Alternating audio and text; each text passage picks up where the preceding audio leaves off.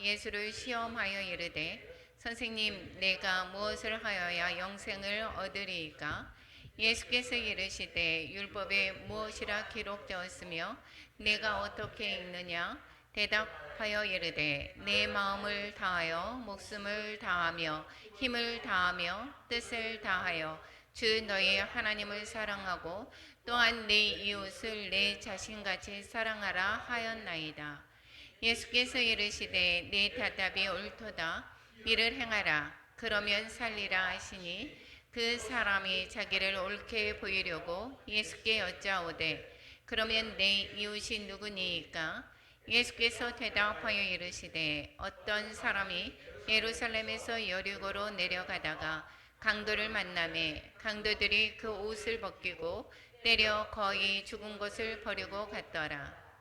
마침 한 제사장이 그 길로 내려가다가 그를 보고 피하여 지나가고 또 이와 같이 한 레위인도 그곳에 이르러 그를 보고 피하여 지나가되 어떤 사마리아 사람은 여행하는 중 거기 이르러 그를 보고 불쌍히 여겨 가까이 가서 기름과 포도주를 그 상처에 붓고 싸매고 자기 짐승에 태워 주먹으로 데리고 가서 돌보아 주니라. 그 이튿날 그가 주막 주인에게 데나리온 도를 내어주며 이르되 이 사람을 돌아보아 주라. 비용이 더 들면 내가 돌아올 때에 갚으리라 하였으니 네 생각에는 이 세 사람 중에 누가 강도 만난 자의 이웃이 되겠느냐? 이르되 자비를 베푼 자니이다. 예수께서 이르시되 가서 너도 이와 같이 하라 하시니라. 아멘. 예, 오늘의 본문의 말씀은 이제 초막절 이후에 바로 일어났던 그런 사건을 또한 돌아보고 있습니다. 우리 사복음서를 통해서 예수님의 그 시간대별 행적을 뒤에 쫓아보고 있습니다. 우리도 그 예수님과 함께 예수님을 따라가는 그러한 시간이 되기를 바라면서 오늘도 선한 사마리아인의 비유를 통하여서 하나님께서 주시는 말씀이 무엇인지 깨달을 수 있었으면 좋겠습니다. 먼저 우리가 3년 때부터 한번 살펴보겠습니다. 이제 1년 남은 시점에서부터 한번 돌아보겠습니다.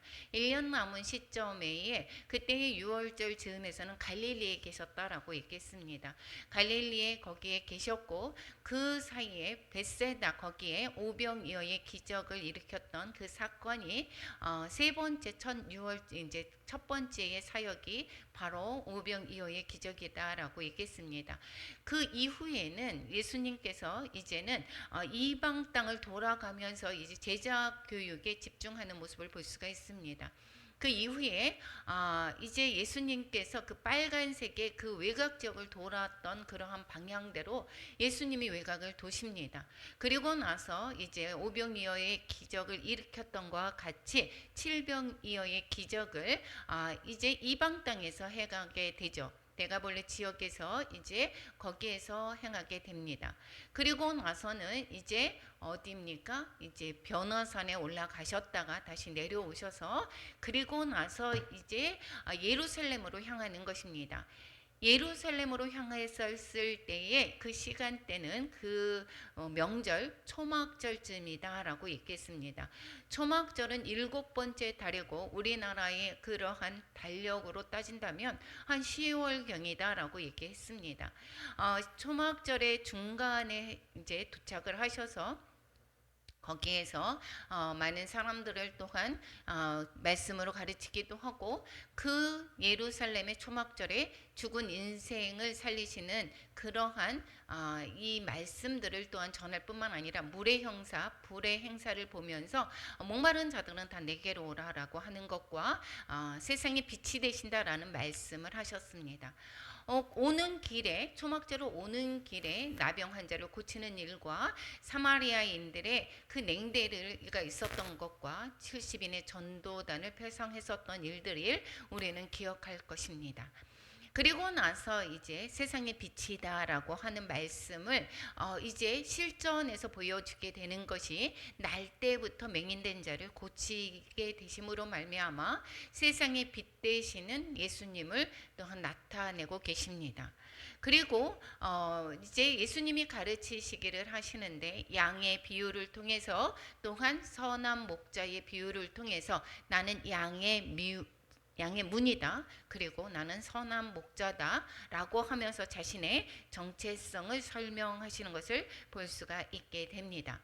그리고 나서 요한복음엔 기록되어 있지 않지만 초막절 이후에 언젠가 70인의 전도단이 이제 오는 길에 보냈었습니다. 보고를 받는 것입니다. 전도단의 활동을 보고받는 내용이 누가복음에 담겨져 있습니다.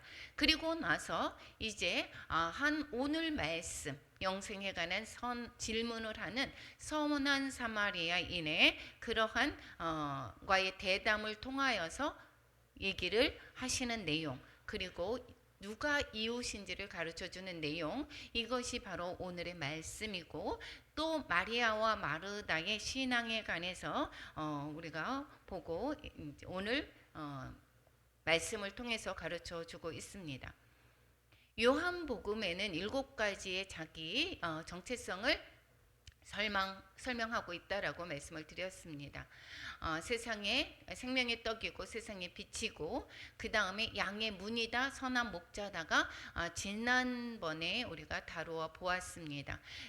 양의 문이다라고 하는 것은 구원의 문은 예수 그리스도로부터 밖에는 외에는 구원의 문이 없다라는 것을 가르쳐주고 있고, 선한 목자는 양을 위해서 목숨을 버린다라고 말씀을 하셨습니다. 그리고 나서 오늘 선한 사마리아인과의 대화담을 우리는 볼 수가 있습니다.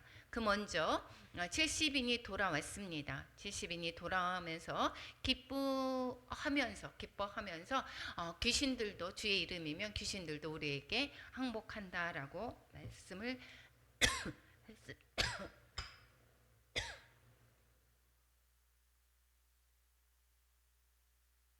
하는 내용을 봤습니다. 그럴 때에 예수님께서 귀신들이 항복하는 것으로 기뻐하지 말고 하늘에 너희 이름이 기록된 것으로 기뻐하라고 예수님께서 말씀하시고, 우리의 생명이 구원받았음으로 인해서 우리는 기뻐해야 될 것입니다. 그리고 오늘 율법사의 질문이 25절에서 29절까지의 말씀입니다. 한번 돌아보겠습니다. 25절에 말씀하고 있습니다. 일어나서 예수를 시험하여 이르되, 이게 질문 내용이 이제 계속해서 예수님은 안식일을 범했습니다. 안식일을 범하기도 하고 세리나 아니면 죄인들이라고 생각하는, 자신들이 죄인이다라고 생각하는 자들과 이제 거기에서 사귀기도 하고, 그리고 이 예수님이 많은 사람들이 이제 예수님을 쫓아다니고 예수님의 말씀을 듣고 있습니다. 위협을 느껴져 있던 그러한 바리새인들과 이제 종교 지도자들은 어떻게 하면 이 예수님을 잡고자 이제 틈을 노리고 있습니다. 이 율법 교사도 이 의도가 이제 선하지가 않은 것입니다. 어떻게 하면 예수를 시험해서 조금이라도 고발할 만한 빌미를 찾고자 하는 것입니다. 그래서 선생님, 내가 무엇을 얻어야 영생을 얻겠습니까? 라고 물어봅니다. 그럴 때에 예수님께서 그거에 대한 답을 말씀하시는 것이 아니라 율법에 뭐라고 기록되었고 네가 어떻게 읽느냐라고 얘기를 하고 있습니다. 즉 율법 학자이기 때문에, 율법 교사이기 때문에 율법에 관해서 너무도 잘 알고 있을 것이고, 그 율법을 또한 어떻게 의미로 받아들이고 어떻게 가르치는지를 또한 물어보는 것입니다. 그랬을 때에 이 지금 율법 교사는 이제 레위기의 말씀과 신명기의 말씀, 그 말씀을 이용해서 내 마음을 다하여 목숨을 다하여 또 힘을 다하여 뜻을 다하여 주 너의 하나님을 사랑하고 또 네 이웃을 내 자신같이 사랑하라 라고 이렇게 답을 하고 있습니다. 답을 너무도 정확히 하나님의 말씀을 들어서 잘 대답하는 것을 볼 수가 있게 됩니다. 그랬을 때에 예수님께서 이르시되 너의 대답이 맞다라고 말씀하고, 그러면 이를 행하라, 그러면 살 것이다 라고 이제 말씀하고 있습니다. 여기에서 우리가 봤을 때에 하나님을 사랑하고 이웃을 사랑하다. 우리가 하나님을 사랑하는 것을 우리가 어떻게 아느냐? 각자 모르겠습니다. 예배를 잘 드리기도 하고 하나님의 말씀을 잘 경청하기도 하고 또 기도도 하고 잘 들어 보이는 것 같아 보입니다. 그런데 우리가 진실로 알 수 있는 것은 하나님을 사랑하는 것은 이웃을 얼마만큼 돌보는지, 이웃을 우리의 주변의 사람들을 얼마나 사랑하는지에 대해서 하나님을 얼마나 사랑하는지가 척도가 되는 것입니다. 우리의 행실로 보았을 때에 이웃에 관해서 전혀 관심이 없다. 진정으로 무엇입니까? 하나님을 사랑하지 않는 것을 볼 수가 있습니다. 여기에서 율법 교사라고 했고 바리새인들도 그렇고 또한 종교 지도자들이 하나님을 사랑한다라고 하면서 이웃을 그렇게 사랑하지 못하는 모습을 예수님이 알고 이렇게 말씀하고 있습니다. 그것을 행하라라고 말씀하고 있습니다. 그랬을 때에 이 율법 교사는 내 이웃이 누구입니까? 라고 질문하고 있습니다. 자신이 옳게 보이려고 물어봤다라고 얘기를 했습니다. 자신은 이 하나님의 말씀을 잘 지키고 있습니다라고 하는 뜻입니다. 그 당시에 바리새인들의 이웃은 자신은 생각을 하겠죠. 어떻게 생각하고 있습니까? 율법 교사든 바리새인들의 이웃은 바로 동족인 유대인들 뿐입니다. 그리고 그들에게 있어 사마리아인들이나 이방인들은 개, 돼지 취급을 했었죠. 그리고 죄인들, 이어도 뭐라고 했습니까? 같은 동족이라도 죄인들은 그들의 이웃이 아니었다라는 것입니다. 그래서 이 세리나 이러한 죄인들 그랬을 때에 무차히 그들과 교제를 하지 않는 것을 이 예수님은 많은 그 상황 속에서 보아왔고 그들을 멸시하고 천대하는 것을 잘 알고 있습니다. 그렇기 때문에 예수님이 여기에서 그 다음 질문으로 나아가게 되는 것입니다. 그래서 이 율법학자가 또한 이웃이 누구입니까? 라고 물어보는 의도의 저면에는 예수님이 이웃이 아니라고 생각하는 사람들과 어울리는 것이 못마땅했다라는 것입니다. 그러니까 예수님이 이 이웃이 아닌 그 예수님이 어울리는 사람들이 이웃이 아닌 사람이었다라는 것을 꼬집기 위한 그러한 저변에 그러한 마음을 담고 있는 것도 볼 수가 있고, 또한 자신이 생각하는 이웃이 자신은 사랑을 잘 실천해 왔다라고 자부하면서 또 예수님께 그러한 질문을 한 것을 볼 수가 있게 됩니다. 그랬을 때에 예수님께서 말씀하고 계십니다. 예를 들고 있습니다. 여기에 예루살렘에서 여리고로 내려가다가 이렇게 얘기합니다. 여기가 예루살렘에서 여리고로 내려가다가 강도를 만난 그러한 이웃이 있다라고 했습니다. 그 강도를 만났는데 그 강도들이 그 옷을 벗기고 때려서 거의 죽은 것을 버리고 갔더라. 거의 죽은 것이라고 했습니다. 죽은 자가 아닙니다.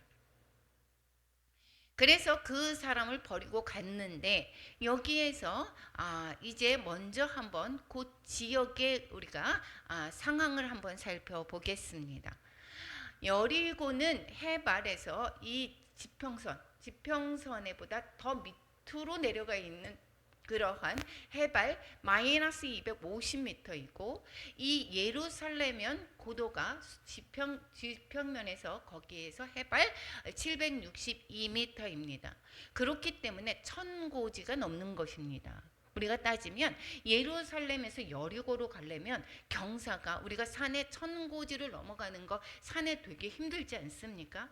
이 예루살렘에서 이 여리고로 가는 게 그만큼 여기에서 경사가 있다라는 것이고, 이 길은 예루살렘의 성전으로 왕래하는 길입니다. 사마리아의 사람들을 그 지역을 거쳐가지 않고 사마리아 사람들을 보지 않기 위해서 여리고를 통해서 돌아가게 되죠. 여리고는 유대인 땅인 것입니다. 그리고 성전으로 왕래하는 길이기 때문에 많은 사람들이 어떻게 할까요? 성전에 갈 때에 가는 그러한 경비 같은 것을 많이 갖고 다닙니다. 그렇기 때문에 이 길이 험난하기도 하면서 많은 사람들이 금전적인 것들이 많고 있기 때문에 강도들이 매복한다라고 합니다.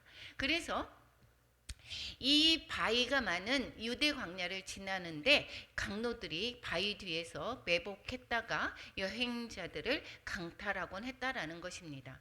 그래서 그 당시에 피의 도로라고 불려지기도 했다라는 것입니다. 그런데 한번 살펴보겠습니다. 예루살렘에서 여리고로 내려가다라고 만났습니다. 가는 길에 만났다라고 얘기했습니다. 강도 만난 자가.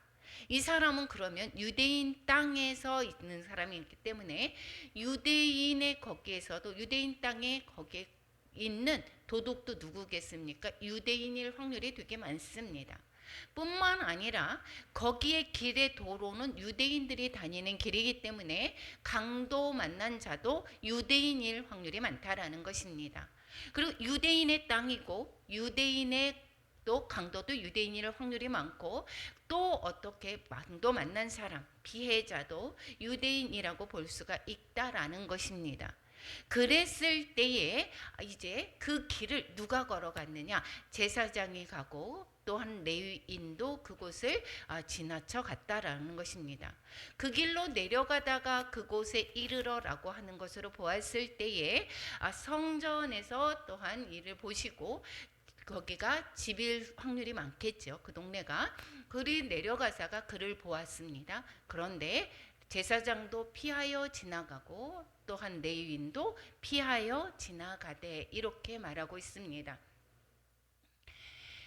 레위인과 제사장은 율법을 잘 알고 있고 하나님의 말씀을 잘 지킨다라고 하는 그러한 사람이지 않겠습니까? 그러면 그들이 왜 피해 갔을까요?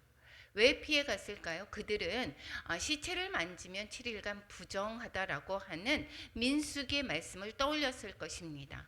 그렇게 된다면 성전의 모든 의식에 참여할 수 없게 되는 것입니다.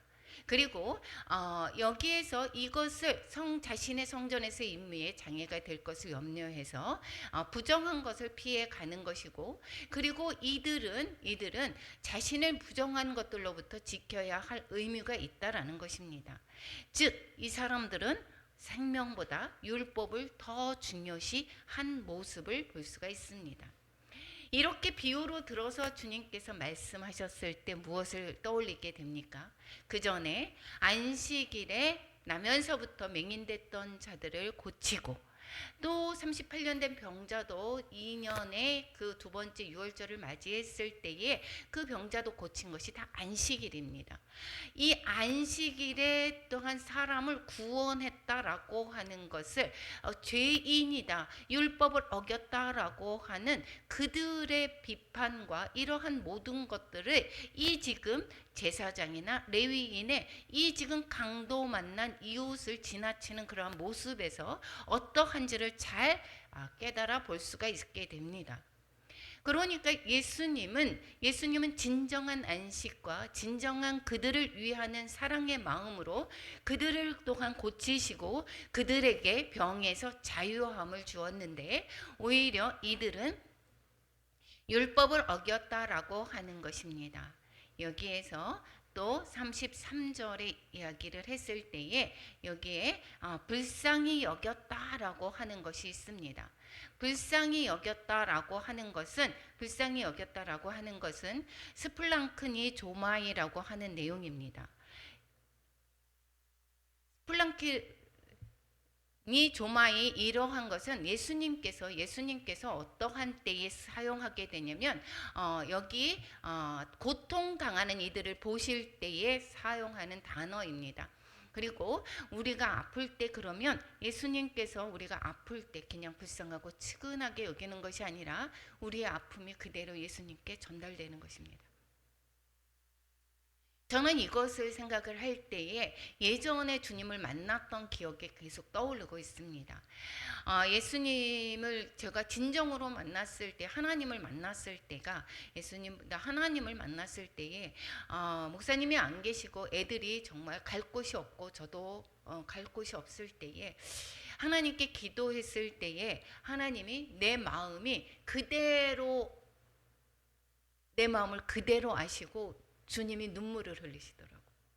그것을 이제 이 앞에서 하나님이 눈물을 흘리시는 그 형상이 직접 내가 얼굴을 보면서 보여지는 것은 아닌데, 계셔서 나의 아픔을 그대로 느끼시고 우시는구나라는 것을 깨달을 수가 있었습니다.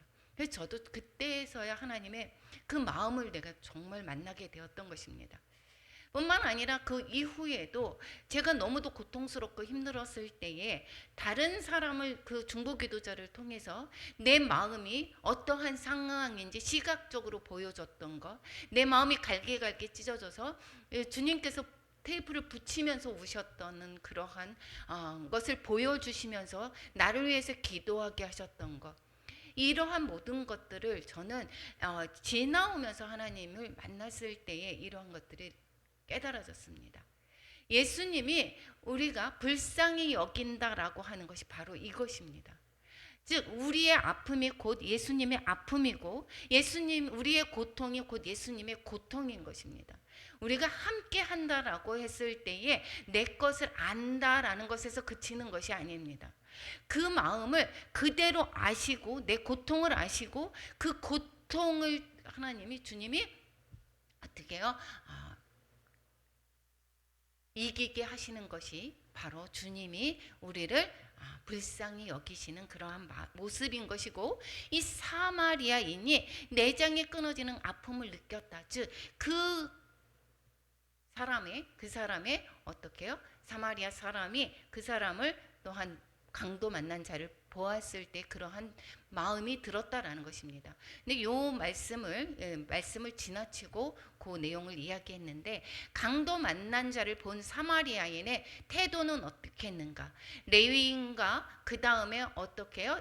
제사장과 달리 어떻게 했다고 그랬습니까? 불쌍히 여겼다. 예수님의 말씀처럼 우리를 불쌍히 여기는 그 마음처럼 이 사마리아 여인은 불쌍히 여겼다라고 얘기합니다. 그러면 사마리아인이 왜 그쪽을 지나갈까요? 여기 써 있습니다. 뭐라고 했습니까? 여행하는 중에. 그래서 어떠한 사람이 예루살렘에서 여리고로 내려갈 때라고 얘기를 했고, 이 사마리아 사람을 집으면서 뭐라고 얘기하느냐면 그쪽으로 지나가는 그러한 의도를 얘기를 하고 있습니다. 이 사마리아인은 여행하기 때문에 하러 그쪽을 지나가게 되었다라는 것입니다. 그랬을 때에 그를 보고 불쌍히 여겨. 그 땅이 지금 유대인의 땅, 즉 선한 사마리아인, 즉 북이스라엘의 땅들이 아니고 유대인들이 잘 왕래하는 것을 잘 알고 있습니다. 그리고 거기에 넘어져 있는 사람이 그리고 유대인일 확률이 많다라는 것도 본인은 알고 있습니다. 그랬는데도 불구하고 기름과 포도주를 상처에 붓고 또한 돌보아 줬다라는 것을 아매고, 그리고 거기에서 그친 것이 아니라 주막까지 데려와서 두 데나리온을 주인에게 주면서 돌보아 주라고 합니다. 그리고 돌아올 때에 비용을 더 추가하겠다. 비용이 더 들었다면 더 주겠다라고 말하고 있습니다. 이 마음은 예수님이 우리를 향하신 마음과 같다라고 얘기를 했습니다. 기름과 포도주다. 그때 당시에는 의약품이 발달되지 않았죠. 그러니까 올리브유는 상처를 부드럽게 해주고, 그리고 포도주는 상처를 소독하고 살균하는 역할을 하게 됩니다. 그런데 제사장과 레위인도 여기에서 올리브와 포도주를 사용하죠. 제사 때 사용하게 됩니다. 상번제를 드릴 때에 올려질 때에 올리브 기름을 사용하고, 초막절 때 물과 함께 번제단 위에서 부어지는 것이 이 관제 예식에 사용되는 것이 바로 포도주죠. 그런데 이렇게 제사 드릴 때에 번제단에서 기름과 포도주를 부을 줄 알았지만 사람 살리는 것, 이거에 관심이 없다라는 것입니다. 하나님이 무엇을 기뻐하시는지를 분명히 깨닫지를 못하는 것입니다. 이것이 이 지금 포도주를 사마리아인은 반면에 사마리아인은 그것보다 어떻게 했습니까? 삶이 제사가 되는 산 제사를 드린 것을 볼 수가 있습니다. 우리가 진정으로 우리에게 주셨던 그 달란트는 주님을 위해서 사용하는 것입니다. 그런데 우리에게 또한 때로는 어떠한 물질을 또한 부어주실 때가 있습니다. 또한 때는 재능을 부어주실 때가 있습니다. 그러면 그 재능을 어떻게 사용하는가?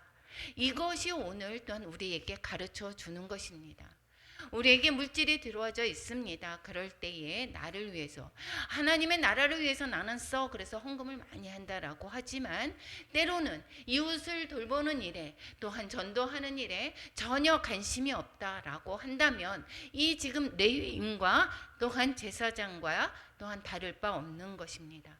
여기에서 볼 때에 우리 또 두 데나리온이다 라고 이야기를, 데나리온 두 데나리온을 줬다라고 이야기를 하고 있습니다. 두 데나리온이다 라고 하는 것은, 데나리온이다 하는 것은 노동자 품값이, 하루 품값이 어떻게 된다 그랬습니까? 한 데나리온이라고 했죠. 두 데나리온은 그러면 이틀의 품값이 되겠습니다. 라는 것이고, 두 데나리온이다라고 하는 것은 그때 당시에 숙박비는 3분의 1이다, 32분의 1이다. 그러니까 숙박비는 정말 되게 싸지요. 근데 여관 주인에게 두 데나리온을 줬습니다. 숙박비로만 따지면 2개월에 해당되는 거지만 여기에 음식하고 치료하는 것까지 감안한다면 약 2주간의 숙박비 정도에 해당이 되는 것입니다.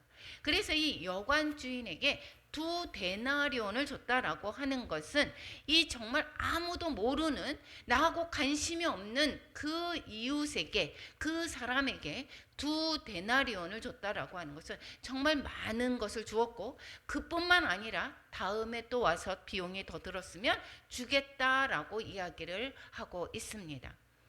여기에서 가르쳐 주는 것은 이 사마리아 사람은 바로 예수님을 예표하고 있습니다.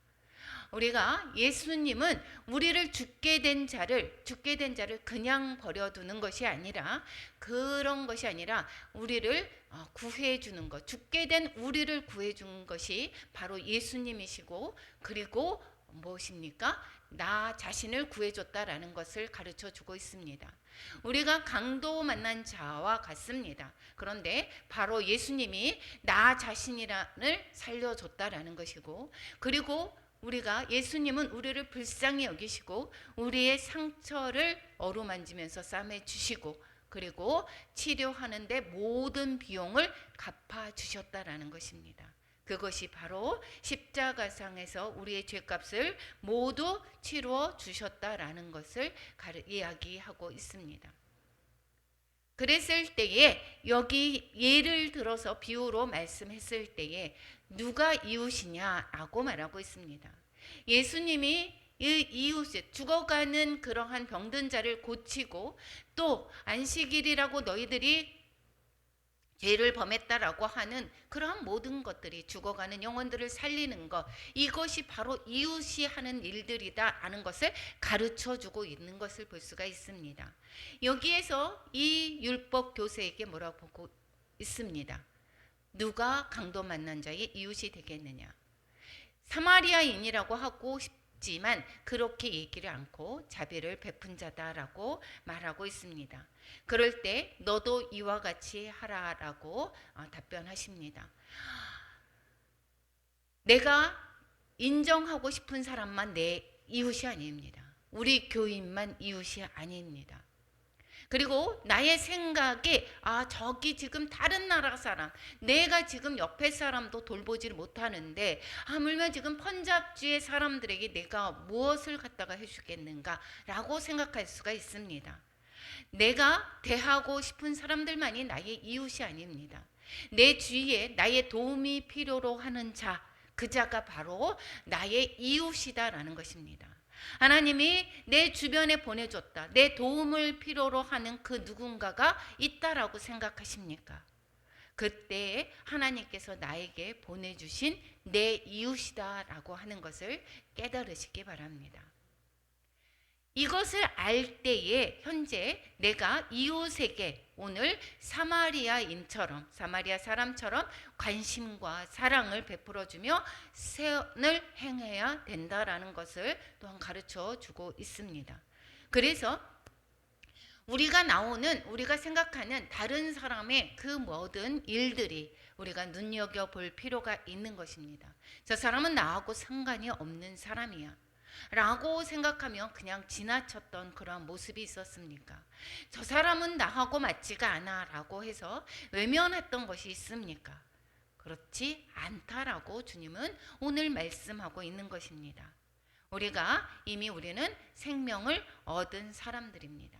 그랬을 때에 세상 사람들에게 우리가 예수님이 했던 일들을 내 안에 계셔서 우리는 행해야 되는 것이고, 그것을 통해서 우리는 예수님의 이름을 어떻게 해요? 널리 전해야 되고 하나님께 영광 올려드리는 것이 바로 믿음의 사람들이다라는 것이고, 이것이 바로 이웃을 사랑하는 자인 것이고, 이웃을 사랑하는 자가 바로 하나님을 사랑하는 자이다라는 것을 가르쳐 주고 있습니다.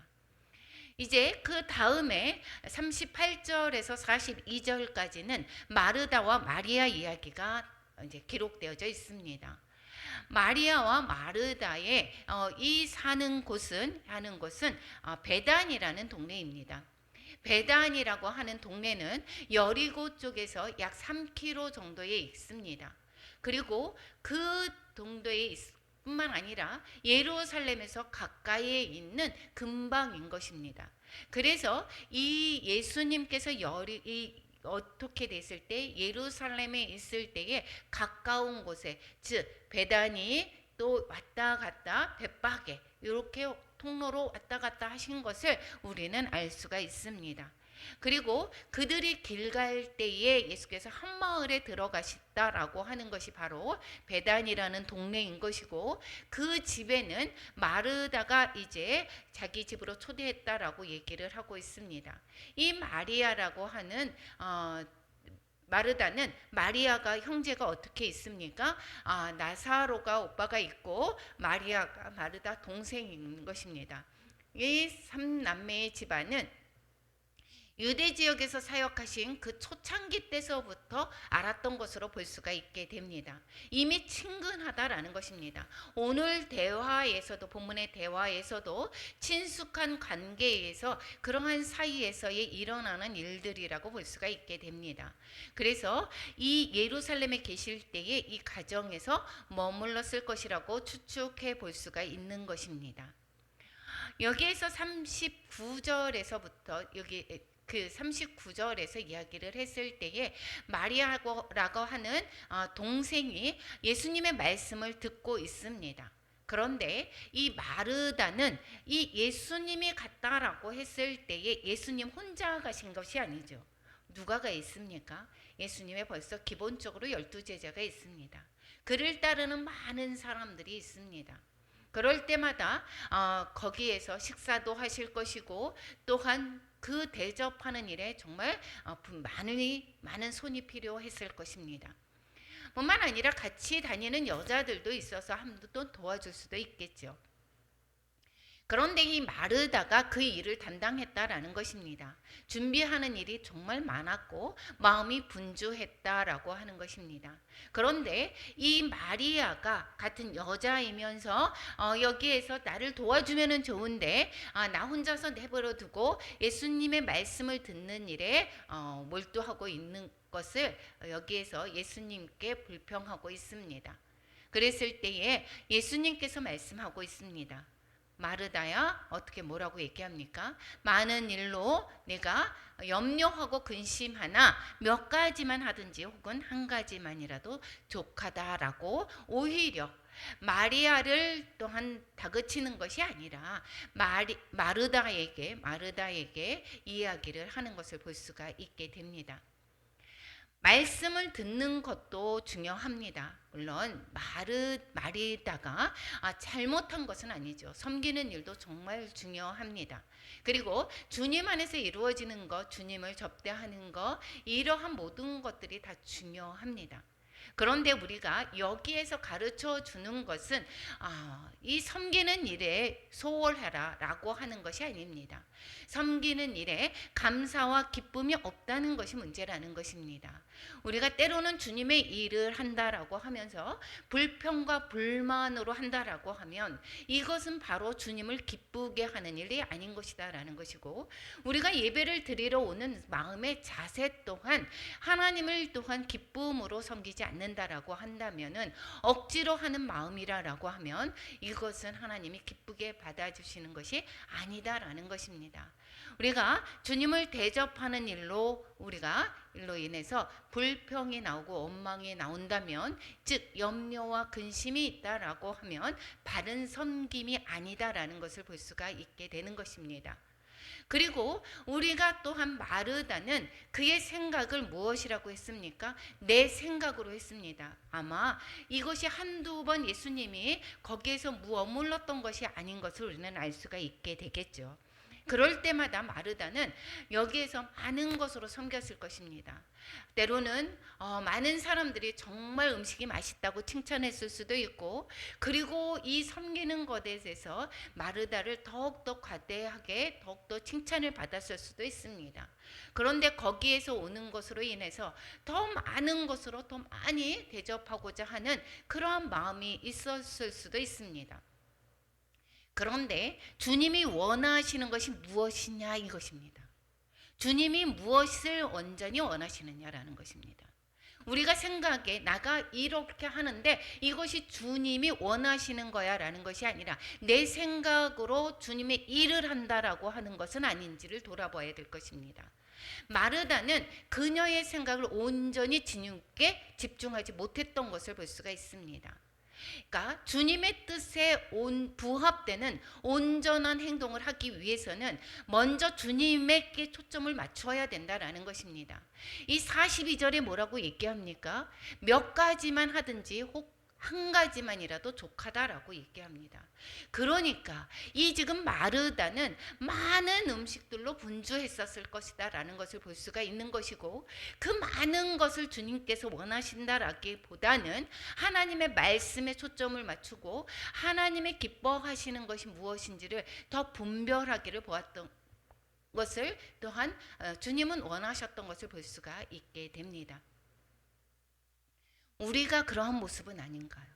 우리가 주님의 일을 정말 열심히 한다라고 하면서 정말 내가 힘들어요 라고 하고 이 일하는 것으로 불평과 불만으로 한다라고 하면 하나님 앞에 우리는 어떻게 되는가? 먼저 나아가서 하나님의 무엇을 원하시는지, 하나님이 또한 원하시는 게 무엇인지, 하나님이 기뻐하시는 게 무엇인지를 우리가 생각해 보지 못한 것은 아닌지 한번 돌아보아야 될 것입니다.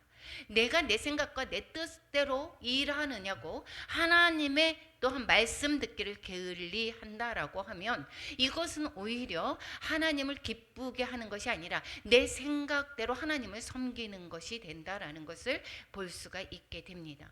42절에 이렇게 이야기합니다. 이 좋은 편을 택하였다라고 이야기를 하고 있습니다. 오히려 말씀을 듣는 일이 더 좋은 일이다. 이 좋은 것을 선택했다라고 하는 것은 마리아는 이 지금 하나님의 말씀을 택했다라는 것이고 이것을 빼앗기지 아니하리라라고 말씀하고 있습니다. 즉 그 말씀을 통해서 우리는 하나님의 말씀을 통해서 하나님의 나라가 우리에게 임합니다. 말씀을 통해서 하나님의 능력과 권세가 우리에게 임하게 됩니다. 그래서 바쁜 일이고 내 마음을 사로잡는 다른 어떠한 일이든 간에 이것이 하나님, 지금 마르다가 주님을 섬기고 오는 사람들을 섬기는 거죠. 이것을 잘못됐다고 볼 수 없습니다. 그 나름대로 주님을 위하는 마음인 것입니다. 그런데 그보다 주님의 말씀으로 인해서 내가 기쁨과 평안 가운데 그 평안을 잃어버렸고 기쁨을 잃어버렸다라고 한다면 그 섬기는 것이 내가 잘못됐다라는 것을 가르쳐 주고 있습니다.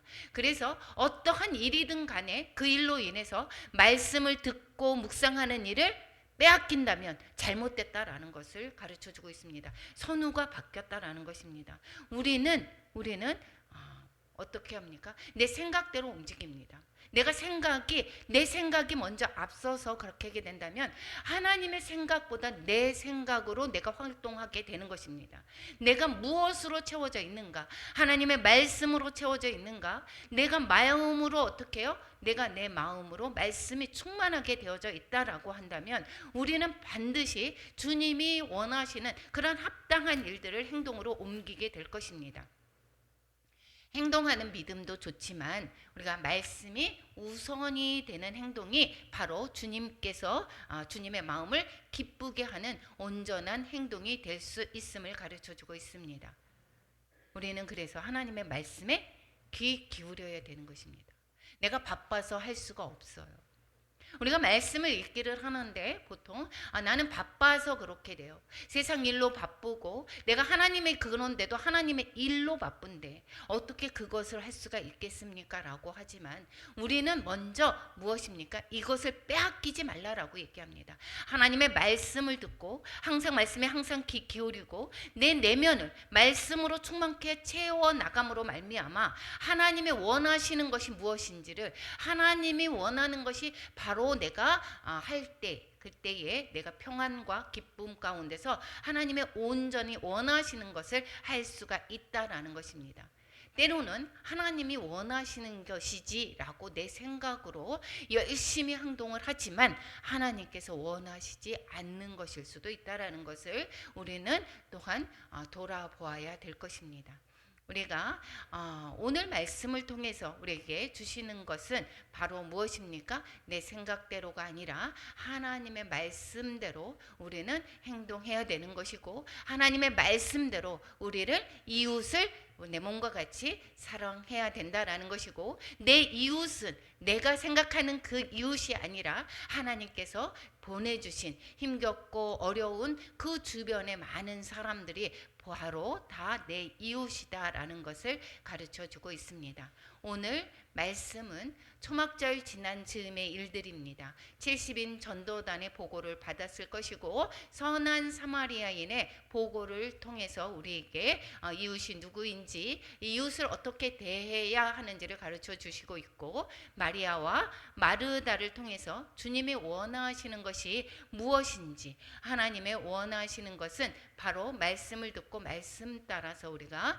온전한 내 생각이 먼저가 앞서는 것이 아니라 하나님의 말씀대로 먼저 우리가 행해야 된다라는 것을 가르쳐 주고 있습니다. 우리 모두 주님의 말씀에 귀 기울이며 우리가 하나님의 말씀대로 선한 사마리아인처럼 우리가 이웃을 사랑하는 우리 모두가 되기를 축원합니다. 우리가 220장